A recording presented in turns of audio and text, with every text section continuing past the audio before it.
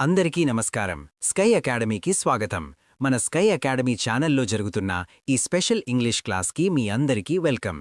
మనం ప్రతిరోజు ఇక్కడ వేరువేరు టాపిక్స్ని టార్గెట్ చేస్తున్నాం, వేరువేరు కాన్సెప్ట్స్ని కవర్ చేస్తున్నాం. మీకు తెలుసు కదా ఈ క్లాస్ ఎంత ఇంపార్టెంట్ అనేది. మీరు ఏ కాంపిటేటివ్ ఎగ్జామ్కి ప్రిపేర్ అవుతున్నా సరే, ముఖ్యంగా SSC CGL, CHSL, stenographer, phase exams, MTS లేదా సిపిఓ, ఢిల్లీ పోలీస్, బ్యాంకింగ్ ఇలా ఇంగ్లీష్ సెక్షన్ నుండి ఏ ఎగ్జామ్ తీసుకున్నా సరే ఈ సెషన్ మీకొక వరం లాంటిది. చాలామంది స్టూడెంట్స్ ఇంగ్లీష్ అనగానే భయపడుతూ ఉంటారు, కానీ భయపడకండి, ఈజీగా హ్యాండిల్ అయిపోతుంది. నేను చెప్పే ఈ కాన్సెప్ట్స్ని మీరు జాగ్రత్తగా వింటూ నేను అడిగే ప్రశ్నలకి మీ మనసులో ఆన్సర్ చేసుకుంటూ ఉంటే చాలు. ఇంగ్లీష్ గ్రామర్ చాలా సింపుల్గా అనిపిస్తుంది. నెమ్మదిగా వినండి, కంగారు పడాల్సిన అవసరం లేదు. ఈ క్లాసెస్ని రెగ్యులర్గా ఫాలో అవ్వండి. రికార్డెడ్గా చూసేవాళ్లు కూడా ఎక్కడా స్కిప్ చేయకుండా పూర్తిగా చూడ్డానికి ట్రై చేయండి. ఎందుకంటే మనం ప్రతి నిమిషం ఒక ఇంపార్టెంట్ కాన్సెప్ట్ని డిస్కస్ చేస్తూ ఉంటాం.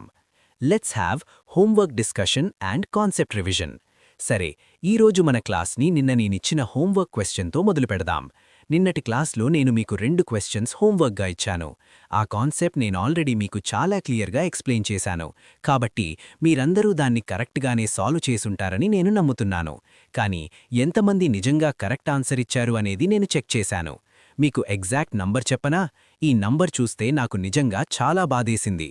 గత క్లాస్లో నేను హోంవర్క్ ఇచ్చినప్పుడు దాదాపు 65 మంది దాకా ఆన్సర్స్ ఇచ్చారు. అప్పుడు నేను చెప్పాను, ఈ నంబర్ ఇంకా పెరగాలి, పార్టిసిపేషన్ ఇంకా ఎక్కువ ఉండాలి అని.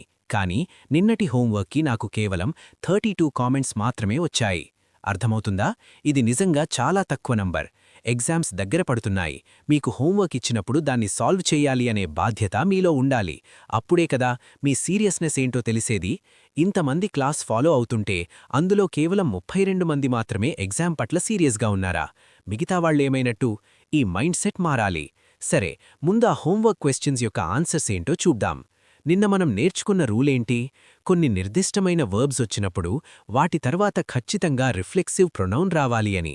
మరికొన్ని వర్బ్స్ తర్వాత అసలు రిఫ్లెక్సివ్ ప్రొనౌన్ రాకూడదని నేర్చుకున్నాం. గుర్తుందా? ఇక్కడే చాలామంది మిస్టేక్ చేస్తారు. అవెయిల్డ్ అనే వర్బ్ని తీసుకోండి. అవెయిల్ అనే పదం తర్వాత ఖచ్చితంగా ఒక ఆబ్జెక్ట్ ఉండాలి. ఒకవేళ సెంటెన్స్లో ఆబ్జెక్ట్ లేకపోతే మనం మన వైపు నుండి ఒక రిఫ్లెక్సివ్ ప్రొనౌన్ని యాడ్ చేయాలి. అంటే herself, himself, themselves, yourself లాంటివన్నమాట. నిన్నటి క్వశ్చన్లో అవెయిల్డ్ తర్వాత ఎలాంటి ఆబ్జెక్ట్ లేదు, కాబట్టి అక్కడ మనం హర్ సెల్ఫ్ అని ఖచ్చితంగా వాడాలి. She availed herself of the opportunity అని రావాలి. అదేవిధంగా రెండో క్వశ్చన్లో క్వాలిఫైడ్ అనే వర్బ్ వచ్చింది. నేను మీకొక లిస్ట్ ఇచ్చాను కదా, కీప్, మూవ్, రెస్ట్, క్వాలిఫై. ఈ పదాల తర్వాత ఎప్పుడూ కూడా రిఫ్లెక్సివ్ ప్రొనౌన్ రాకూడదు. కానీ ఆ క్వశ్చన్లో క్వాలిఫైడ్ తర్వాత రిఫ్లెక్సివ్ ప్రొనౌన్ ఇచ్చారు, కాబట్టి మనం దాన్ని తీసేయాలి. హీ క్వాలిఫైడ్ హిమ్సెల్ఫ్ అని అనకూడదు, కేవలం he qualified for the exam అని మాత్రమే అనాలి. ఈ 2 పాయింట్స్ చాలా ఇంపార్టెంట్. ఎగ్జామ్లో పదే పదే అడుగుతూ ఉంటారు, కాబట్టి ఈ రూల్ని ఎప్పటికీ మర్చిపోకండి. మరొకసారి చెప్తాను, వినండి. అవెయిల్ తర్వాత రిఫ్లెక్సివ్ ప్రొనౌన్ రావాలి, కానీ కీప్, మూవ్, రెస్ట్, క్వాలిఫై తర్వాత ఎట్టి పరిస్థితుల్లోనూ రిఫ్లెక్సివ్ ప్రొనౌన్ రాకూడదు. సరే, ఇప్పుడు మనం మన నెక్స్ట్ కాన్సెప్ట్లోకి వెళ్దాం. Golden rule number 25. నేనెప్పుడూ రూల్ని డైరెక్ట్గా చెప్పను. ముందు మీ ముందొక క్వశ్చన్ పెడతాను.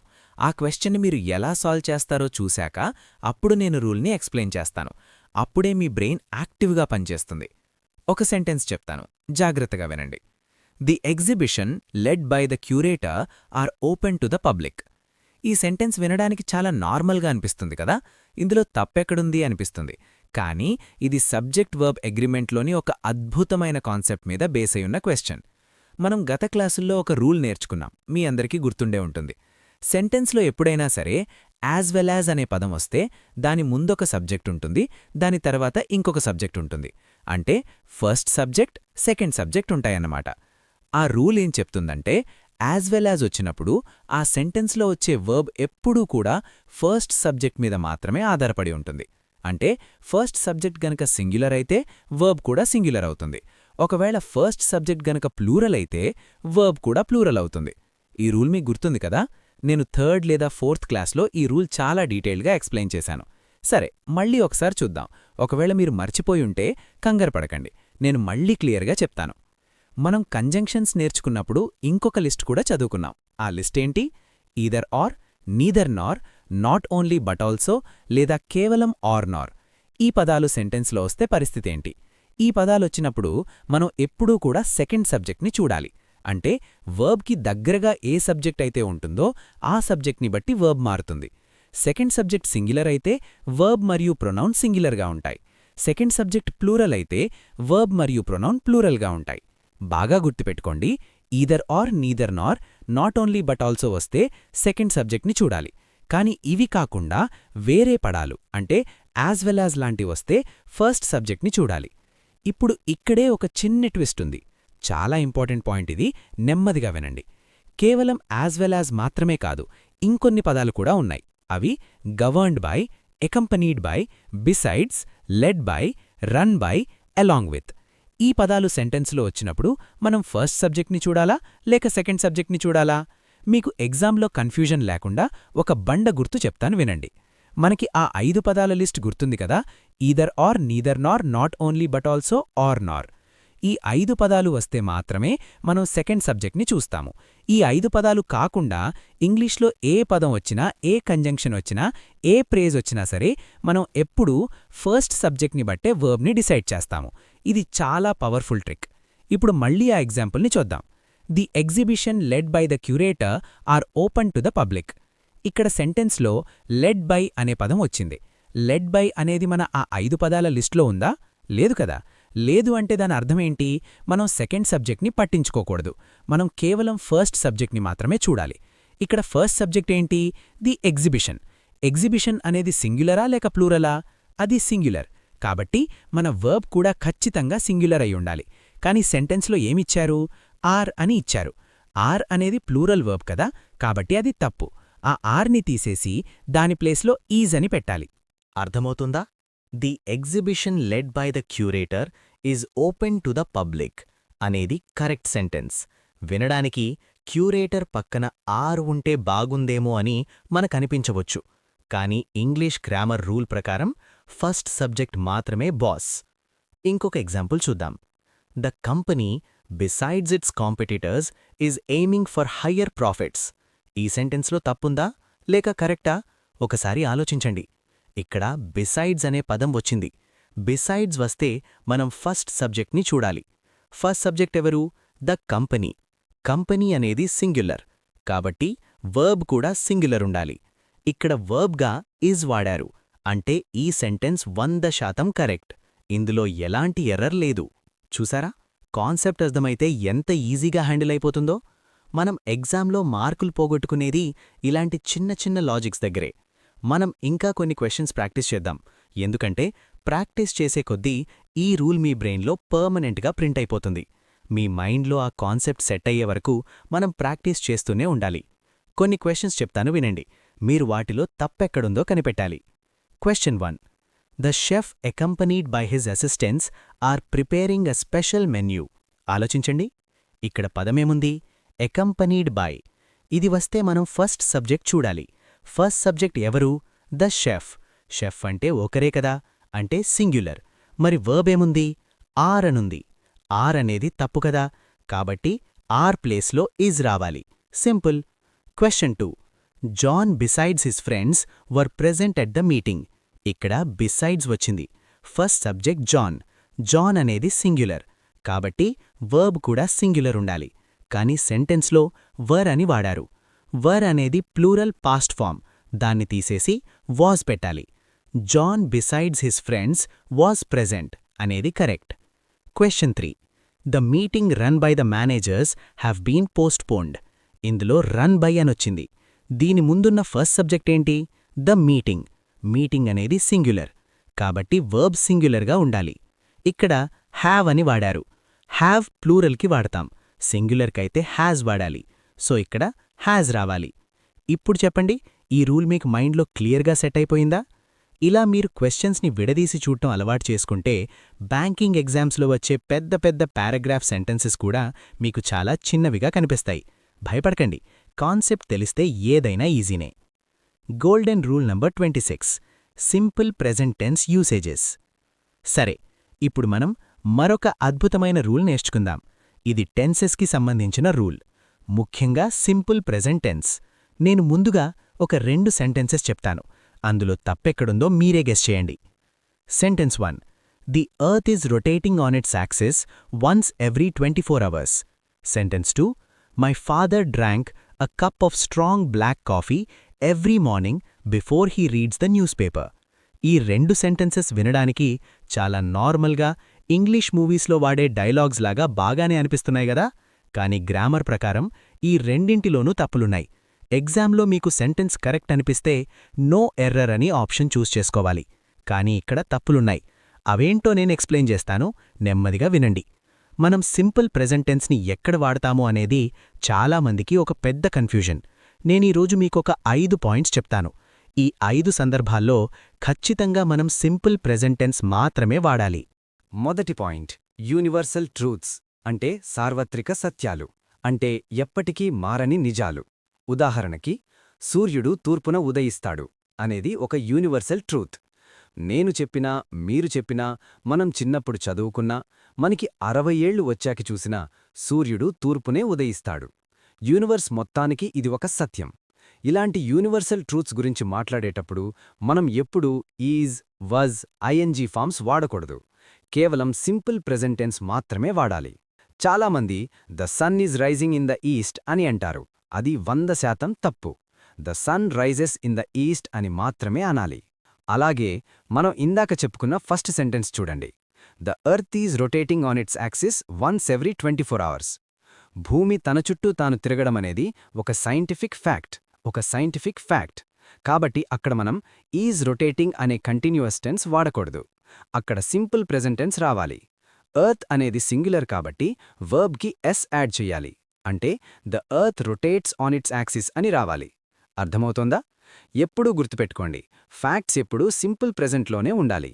Water boils at 100 degrees Celsius, అంతేగాని water is boiling at 100 degrees అనకూడదు. రెండో పాయింట్, రెగ్యులర్ హ్యాబిట్స్ లేదా రొటీన్ యాక్షన్స్. మనం రోజువారీగా చేసే పనులు, అంటే ప్రతిరోజు, ప్రతివారం లేదా ప్రతి నెల ఒక అలవాటుగా చేసే పనుల గురించి చెప్పేటప్పుడు కూడా మనం సింపుల్ ప్రెజెంట్ టెన్స్ వాడాలి. మన రెండవ ఎగ్జాంపుల్ చూడండి. My father drank a cup of strong black coffee every morning. ఇక్కడ సెంటెన్స్లో ఎవ్రీ మార్నింగ్ అనే పదం కనిపిస్తోంది. ఎవ్రీ మార్నింగ్ అంటే ప్రతి ఉదయం. ప్రతి ఉదయం జరుగుతోంది అంటే అది ఒక రొటీన్, అది ఒక అలవాటు. అలవాటు గురించి చెప్పేటప్పుడు మనం పాస్ట్ టెన్స్ వాడకూడదు, సింపుల్ ప్రెజెంట్ టెన్స్ వాడాలి. ఇక్కడ సబ్జెక్ట్ మై ఫాదర్ అనేది సింగులర్ కాబట్టి వర్బ్ కూడా సింగులర్ ఉండాలి. వర్బ్ని సింగులర్ చెయ్యాలి అంటే దానికి ఎస్ లేదా ఈఎస్ చేర్చాలి. అంటే డ్రింక్కి బదులుగా డ్రింక్స్ అని రావాలి. My father drinks a cup of strong black coffee every morning. ఇది కరెక్ట్ సెంటెన్స్. ఎగ్జామ్లో వాళ్ళు he is waking up at 6 AM everyday అనిస్తారు. మీరు ఆ ఎవ్రీడే అనే పదం చూడగానే ఓహో ఇది రొటీన్ యాక్షన్ కాబట్టి ఈజ్ వేకింగ్ అప్ తప్పు, వేక్సప్ అని రావాలి అని వెంటనే క్యాచ్ చేయాలి. ఇక్కడే చాలామంది మిస్టేక్ చేస్తారు. కంటిన్యూస్ టెన్స్ వినడానికి బాగుంటుంది కదా అని దాన్ని వదిలేస్తారు. కానీ ఎగ్జామ్ పాయింట్ ఆఫ్ వ్యూలో అది పెద్ద ఎర్రర్. మూడవ పాయింట్, న్యూస్ పేపర్ హెడ్లైన్స్ అంటే వార్తాపత్రికల హెడ్డింగ్స్. మీరు ఎప్పుడైనా ఇంగ్లీష్ న్యూస్ పేపర్ చదివితే ఈ విషయం గమనించుంటారు. నిన్న జరిగిన సంఘటన గురించి ఈరోజు పేపర్లో హెడ్లైన్ వచ్చినప్పటికీ ఆ హెడ్లైన్ ఎప్పుడూ సింపుల్ ప్రెజెంట్ టెన్స్లోనే ఉంటుంది. ఉదాహరణకి, నిన్న ప్రైమ్ మినిస్టర్ వేరే దేశ ప్రెసిడెంట్ని కలిశారు అనుకోండి. దాన్ని పేపర్ వాళ్ళు prime minister met US president అని రాయరు, prime minister meets US president అని రాస్తారు. అలాగే ఎర్త్క్వేక్ స్ట్రైక్స్ జపాన్ అని రాస్తారు తప్ప ఎర్త్క్వేక్ స్ట్రక్ జపాన్ అని హెడ్లైన్లో పెట్టరు. వార్త అనేది గతం గురించి అయినా సరే పాఠకుల దృష్టిని ఆకర్షించడానికి హెడ్లైన్స్ ఎప్పుడూ సింపుల్ ప్రెజెంట్ టెన్స్లోనే రాయబడతాయి. ఎగ్జామ్లో పేపర్ కటింగ్స్ లాంటివి ఇచ్చి ఎర్రర్ ఫైండ్ చేయమన్నప్పుడు ఈ పాయింట్ మీకు బాగా హెల్ప్ అవుతుంది. నాలుగవ పాయింట్, ప్లాన్డ్ ఫ్యూచర్ ఈవెంట్స్ లేదా అఫీషియల్ ఫ్యూచర్ ఈవెంట్స్. చాలా ఇంపార్టెంట్ పాయింట్ ఇది. రేపు జరగబోయే ఒక అఫీషియల్ ప్రోగ్రాం గురించి మనం ఈరోజు చెప్పేటప్పుడు ఫ్యూచర్ టెన్స్ వాడకుండా సింపుల్ ప్రెజెంట్ టెన్స్ వాడొచ్చు. ఎగ్జామ్లో క్వశ్చన్ ఇలా వస్తుంది. The match will start at 6:30 tomorrow. ఈ సెంటెన్స్ చూడగానే స్టూడెంట్స్ ఏమనుకుంటారు? ఆహా, టుమారో అంటే రేపు అని ఉంది కదా, అంటే ఇది ఫ్యూచర్. ఫ్యూచర్కి విల్ వాడాలి కాబట్టి ఇందులో తప్పు లేదు, నో ఎర్రర్ అని మార్క్ చేస్తారు. కానీ అది తప్పు. క్రికెట్ మ్యాచ్ లేదా ఏదైనా స్పోర్ట్స్ మ్యాచ్ అనేది ఊళ్ళో పిల్లలు ఆడుకునే గల్లీ మ్యాచ్ కాదు కదా, అదొక అఫీషియల్ ఈవెంట్. ప్రపంచం మొత్తం ఆ మ్యాచ్ కోసం వెయిట్ చేస్తూ ఉంటుంది. అది ముందుగానే ప్లాన్ చేయబడిన ఒక ఫార్మల్ ఈవెంట్. కాబట్టి ఇలాంటి వాటికి విల్ స్టార్ట్ అని వాడకూడదు. The match starts at 6:30 tomorrow అని వాడాలి. కాని అదే మీరు మీ ఫ్యామిలీతో సినిమాకి వెళ్తున్నారనుకోండి, అప్పుడు the movie will start at 6:30 అని అనొచ్చు. ఎందుకంటే అదొక ఇన్ఫార్మల్ ఈవెంట్. అఫీషియల్ కార్యక్రమాలకు అంటే prime minister tours, exam schedules, train timings, మ్యాచ్లు వీటన్నింటికీ ఫ్యూచర్ గురించి చెప్పినా సరే సింపుల్ ప్రెజెంట్ టెన్సే వాడాలి. అర్థమవుతోందా? చాలా లాజికల్ కాన్సెప్ట్ ఇది. 5వ పాయింట్, ప్రావర్బ్స్ మరియు సేయింగ్స్, సామెతలు మరియు నానుడులు. ఇంగ్లీష్లో ఉండే సామెతలు ఎప్పటికీ ఒకేలా ఉంటాయి. వాటిని ఏ టెన్స్లోనూ మార్చకూడదు. అవి ఎలా పుట్టాయో అలాగే వాడాలి. ఉదాహరణకి, honesty is the best policy. ఇదొక ప్రసిద్ధ సామెత. దీన్ని honesty was the best policy అని గతం గురించి చెప్పలేము. Time and tide wait for none అనేది మరో సామెత. ఇవన్నీ ఎప్పుడూ సింపుల్ ప్రెజెంట్ టెన్స్లోనే ఉంటాయి. సరే, ఇప్పుడు ఈ 5 పాయింట్స్ మీద ఒక చిన్న రివిజన్ లాంటి ప్రాక్టీస్ చేద్దాం. నేను సెంటెన్సెస్ ఇస్తాను, మీరు ఆన్సర్ చెయ్యాలి. Question: the government is announcing the new tax rates tomorrow. తప్పెక్కడుంది? గవర్నమెంట్ ట్యాక్స్ రేట్లు అనౌన్స్ చేయడం అనేది ఒక అఫీషియల్ ఈవెంట్. రేపు జరుగుతుంది కదా అని మనం ఈజ్ అనౌన్సింగ్ లేదా విల్ అనౌన్స్ అనకూడదు. అఫీషియల్ ఈవెంట్ కాబట్టి సింపుల్ ప్రెజెంట్ వాడాలి. ద గవర్నమెంట్ అనేది సింగులర్ కాబట్టి అనౌన్సెస్ అని రావాలి. The government announces the new tax rates tomorrow అనేది correct. Question: the school annual function began at 5 PM sharp. ఇక్కడేంటి ప్రాబ్లం? స్కూల్ యానివర్సరీ అనేది కూడా ముందుగా ప్లాన్ చేసుకున్న అఫీషియల్ ప్రోగ్రామ్. ఇక్కడ బిగాన్ పాస్ట్ టెన్స్ ఇచ్చారు. ఒకవేళ అది జరిగిపోయి ఉంటే ఓకే, కానీ ఈ కాంటెక్స్ట్ ఒక షెడ్యూల్ గురించి చెప్తున్నట్లుంది. కాబట్టి the school annual function begins at 5 PM sharp అని వస్తే అదొక పర్ఫెక్ట్ షెడ్యూల్ని తెలియజేస్తుంది. మరొకసారి చెప్తాను వినండి. సింపుల్ ప్రెజెంట్ టెన్స్ అనగానే మీ మైండ్లోకి ఈ 5 విషయాలు రావాలి. 1. యూనివర్సల్ ట్రూత్స్ అంటే సార్వత్రిక సత్యాలు. 2. హ్యాబిచువల్ ఆర్ రొటీన్ యాక్షన్స్ అంటే అలవాట్లు లేదా రొటీన్ పనులు. 3.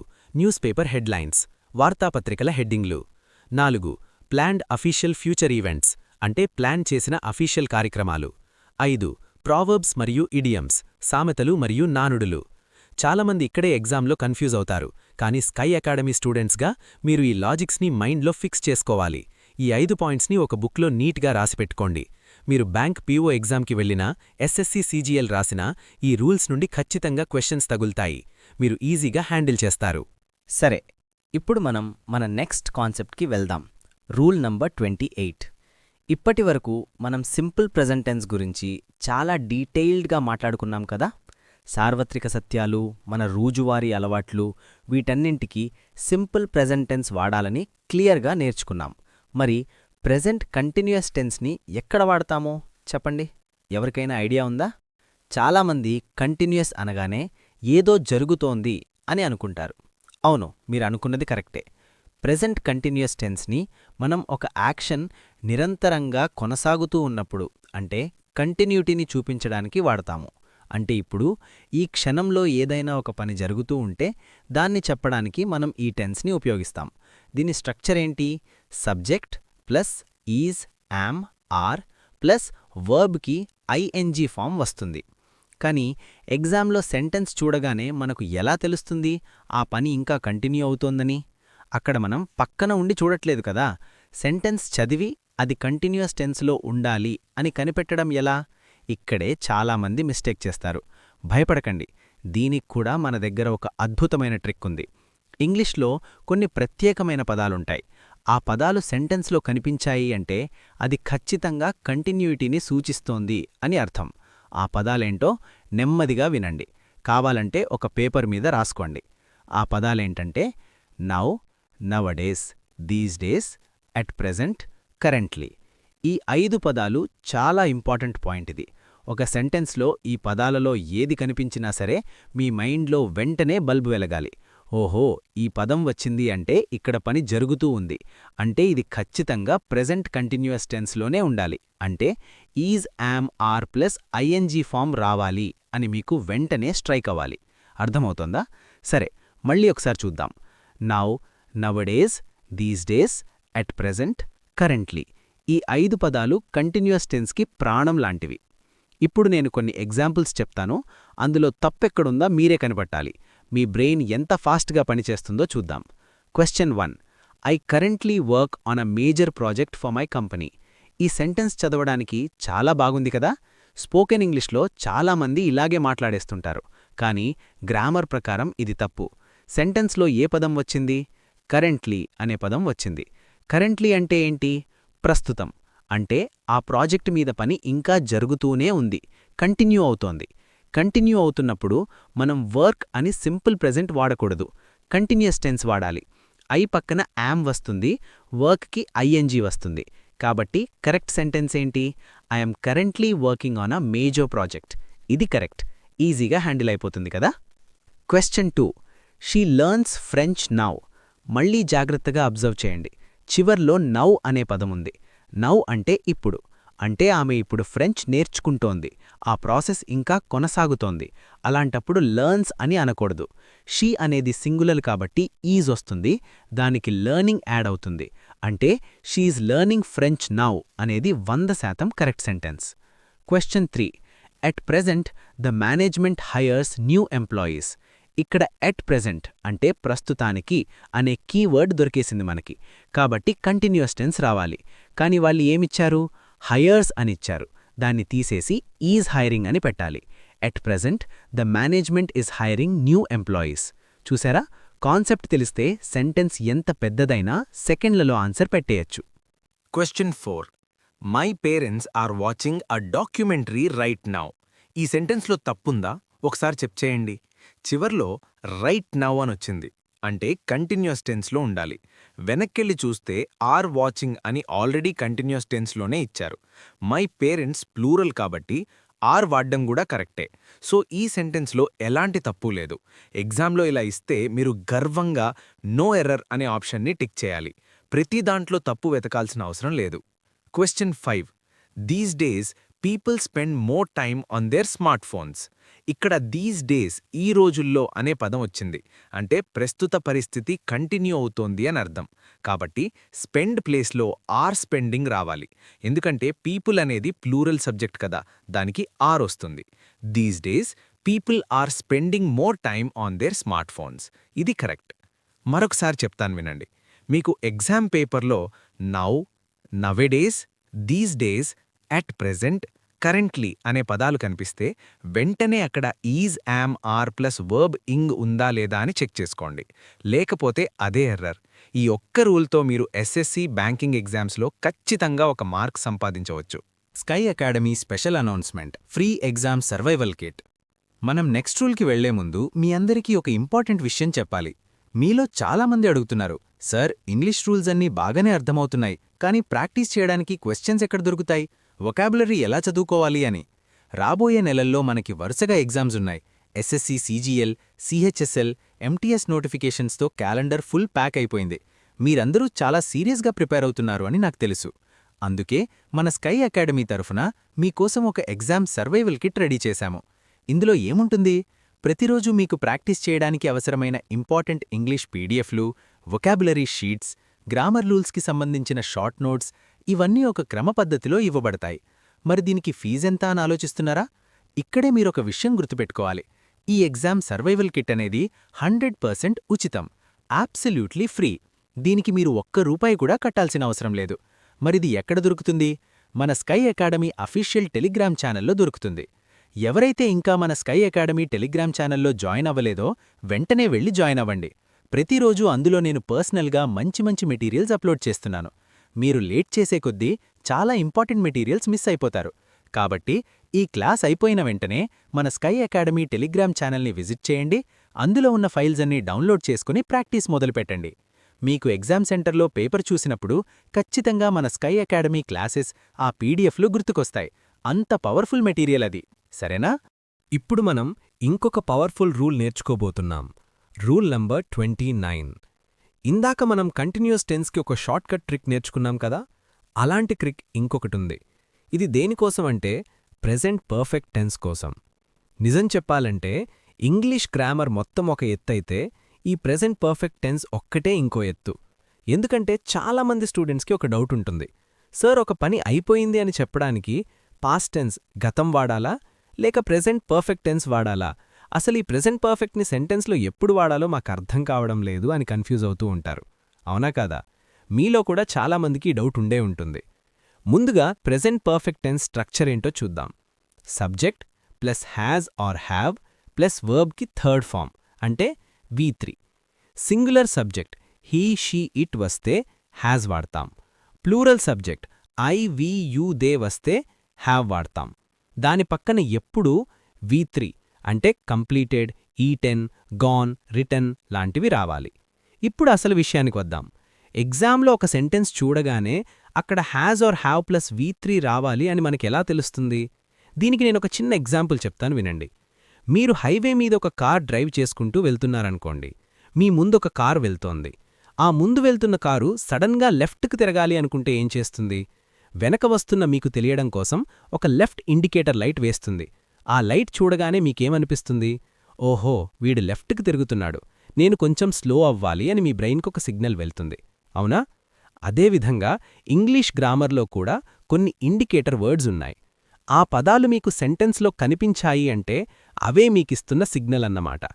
బాబూ స్టూడెంట్, నేనిక్కడ ఉన్నాను కాబట్టి నువ్వు ఖచ్చితంగా present perfect tense has V3 మాత్రమే వాడాలి సుమా అని ఆ పదాలు మీకు ఇండికేషన్ ఇస్తాయి.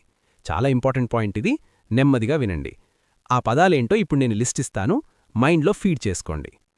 1 యెట్ ఇంకా, 2 యాజ్ యెట్ ఇప్పటి వరకు, 3 రీసెంట్లీ ఇటీవలే, 4 ఆల్రెడీ ఇప్పటికే లేదా అంతకుముందే, 5 సో ఫార్ ఇప్పటిదాకా, 6 ఎవర్ సిన్స్ అప్పటి నుండి, 7 అప్ టిల్ నౌ ఇప్పటి వరకు, 8 జస్ట్ ఇప్పుడే. ఈ 8 పదాలు yet, as yet, recently, already, so far, ever since, up till now, just. ఈ 8 పదాలు ఒక సెంటెన్స్లో ఎక్కడ కనిపించినా సరే అక్కడ కళ్ళు మూసుకొని ప్రెజెంట్ పర్ఫెక్ట్ టెన్స్ ఉందో లేదో చెక్ చేయండి. ఒకవేళ లేకపోతే వెంటనే దాన్ని హ్యాజ్ ఆర్ హ్యావ్ ప్లస్ V3లోకి మార్చేయండి. అంతే, సింపుల్ ట్రిక్. దీన్ని మనం కొన్ని ఎగ్జాంపుల్స్ ద్వారా ప్రాక్టీస్ చేద్దాం, అప్పుడు మీకింకా బాగా అర్థమవుతుంది. Question 1. I already completed the assignment given by the manager. Sentence చూడగానే మనకు ముందుగా ఏ పదం కనబడాలి? ఆల్రెడీ అనే పదం దొరికింది కదా. ఆల్రెడీ అనేది ఏ ఇండికేటర్? ప్రెజెంట్ పర్ఫెక్ట్ టెన్స్కి ఇండికేటర్. మరి సెంటెన్స్లో ప్రెజెంట్ పర్ఫెక్ట్ ఉందా? ఇక్కడ కేవలం కంప్లీటెడ్ అంటే V2 పాస్ట్ టెన్స్ అని మాత్రమే ఇచ్చారు. అంటే ఇది తప్పు. దీన్ని ప్రెజెంట్ పర్ఫెక్ట్లోకి మార్చాలి. ఐ అనే సబ్జెక్ట్కి హ్యావ్ వస్తుంది. కాబట్టి కరెక్ట్ సెంటెన్స్ ఏంటి? I have already completed the assignment given by the manager. అర్థమవుతుందా? ఆల్రెడీ వచ్చినప్పుడు హ్యావ్ ప్లస్ V3 ఉండాలి. Question 2.